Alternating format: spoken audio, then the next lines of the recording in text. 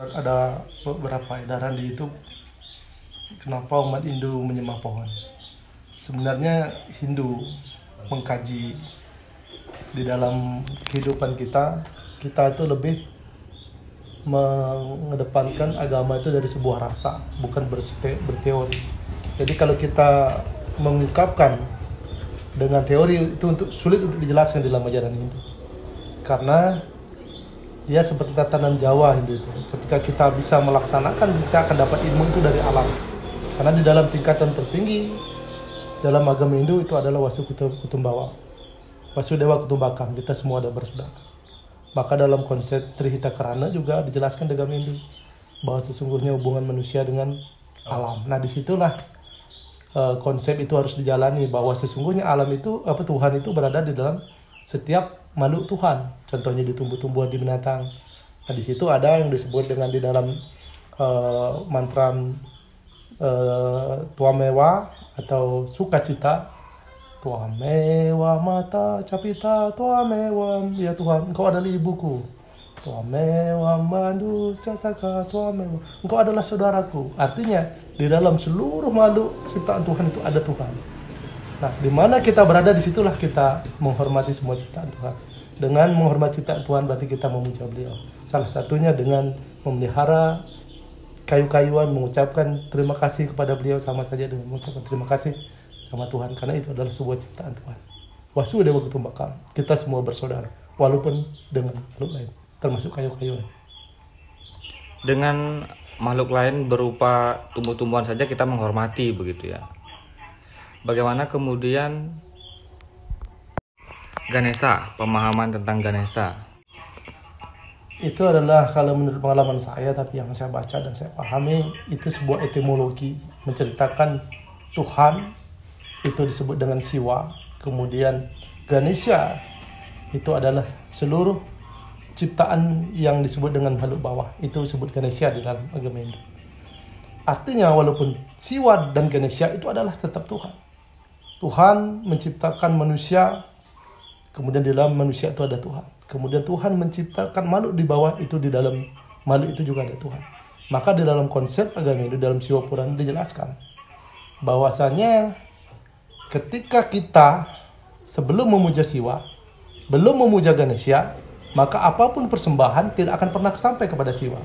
Artinya seperti ini, ketika kita simbol gambarkan ke bawah dalam ciptaan sehari-hari, bahwasanya ketika contohnya kita kalau mau ada bupati, ya tentunya harus ada rekomendasi dari bawah, dari kepala desa, dari RT, kepala desa, camat. Artinya semua tatanan sudah bagus di bawah, baru bupati akan menerima. Sama dengan Tuhan. Ketika kita memuja beliau, ya kita harus harmonis dulu dengan makhluk yang di bawah. Ketika kita sudah harmonis, sudah berbahagia dengan tetangga, kanan kiri, binatang, misalnya kita punya anjing, punya ayam, apa saja yang ada di sekitar lingkungan kita yang disebut bawah itu dikategorikan Ganesha, walaupun itu juga ciptaan beliau. Nah kita harmonis dulu dengan dia, apa yang di makhluk bawah. Kemudian setelah kita harmonis, bahagia bersama-sama, baru kita memuja Tuhan. Bukan berarti Tuhan Tuhan Ganesha dengan Siwa itu beda, bukan, hanya membedakan tingkatan saja, di penyebutan saja. Jadi itu kategori ketuhanan dalam agama itu. Artinya sebelum kita mempersembahkan sesuatu itu pada orang lain, misalnya kita mengadakan yajna yang besar, tapi lebih utamanya kita memuja Ganesha, artinya memuja makhluk Tuhan yang ada di bawah.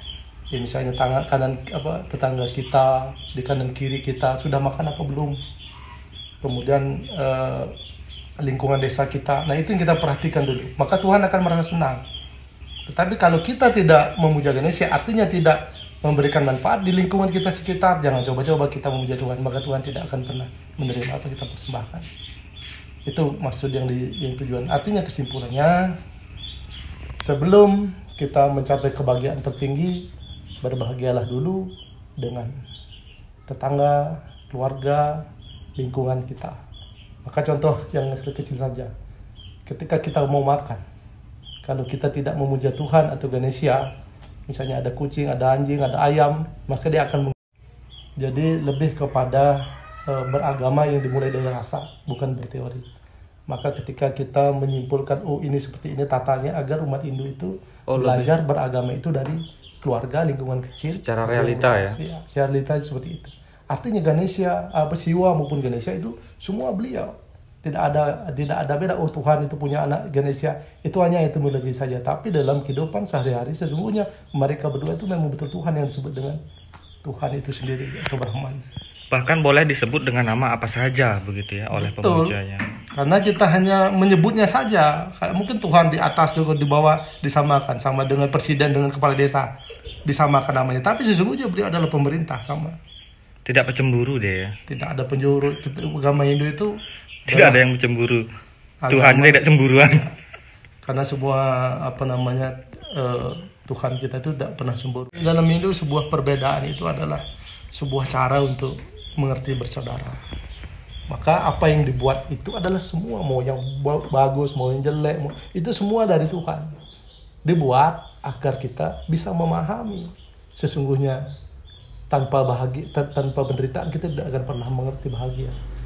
Tanpa kebahagiaan juga kita tidak akan pernah mengerti penderitaan.